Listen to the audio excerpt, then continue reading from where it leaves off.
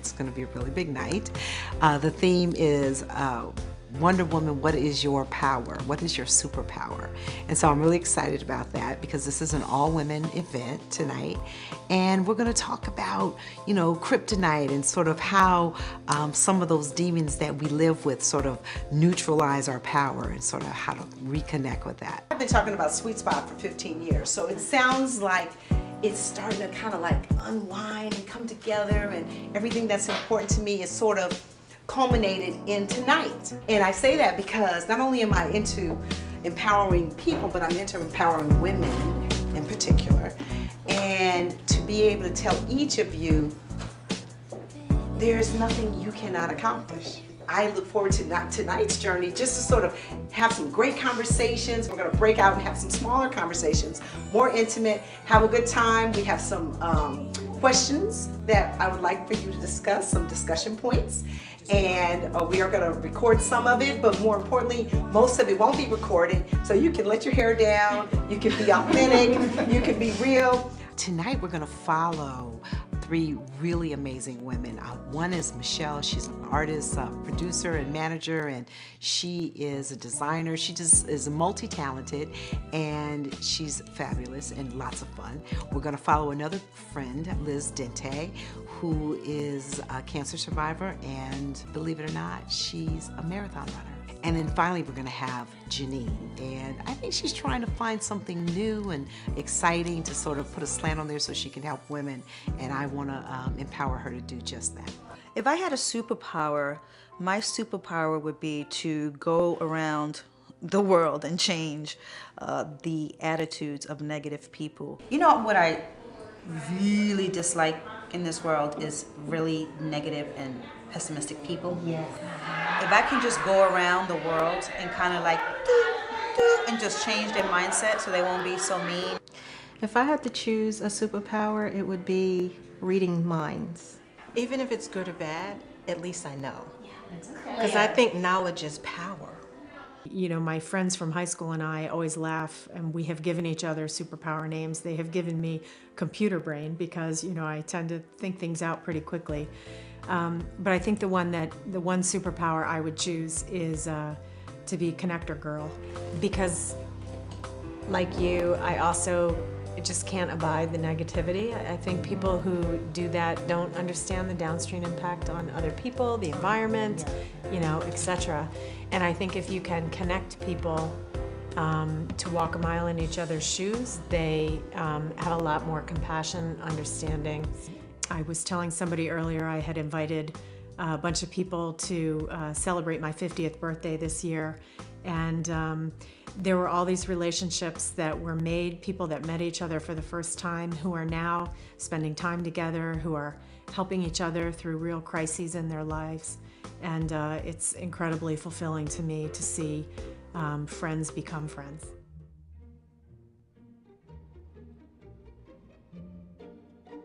If I designed my superhero costume, it would be black latex. I definitely would have like a shield over my eyes because I want to be able to see through the dark. I want to be able to, if it's raining or snowing or something like that, I don't want anything to impair my vision because I like to see. So I definitely have a shield. With a sword. So that if anything comes in my way, negativity, whatever, I could just bam, zim, zap it. Oh boy. Connector girl's costume. All right. Okay, I'm going Catwoman. I'm going with the cat suit. I Nice. want that hat. Oh, that's cute. If I were a superhero, my cape, well, first of all, my costume would be super sexy. You could dress me because so Michelle would have on pom pom shorts with a really tight turtleneck to show all her curves. I probably would have thigh-high boots. And she'd have high thigh, high boots. I would probably have two costumes, one for the winter and one for the summer. I have a cape. Okay. A white cape. A white cape, and she flows and she drags. No, it drags. So yes, you have drama. Maybe some fishnet stockings, Sounds like a, I sound like a stripper. So who was the best? Okay, you all get one. So all of you, you saw all types of Wonder Women, and I'm not so sure if you saw the Wonder Woman that reminds you of you. I'm not sure if you did. So I'm gonna ask you to go through this file now, find it, identify which one it is for you. There's some hilarious ones, there's some great ones, and more importantly, it doesn't have to be you, but it's something in this picture that speaks to you and inspires you to greatness. When the women leave here, I hope that they will tap into their divine purpose, acknowledge and understand their creative gifts on another level, and use that to empower people around them and to change this world. I had cancer 8 years ago, and I say was because I feel like it attempted to be kryptonite, and in the end, and although I fought hard against finding the silver lining that you're supposed to find when you go through adversity, it actually created in me the power to just see things more clearly and to be able to prioritize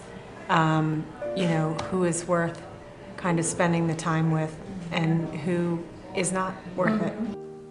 I think it makes you a lot clearer about how you want to spend your time.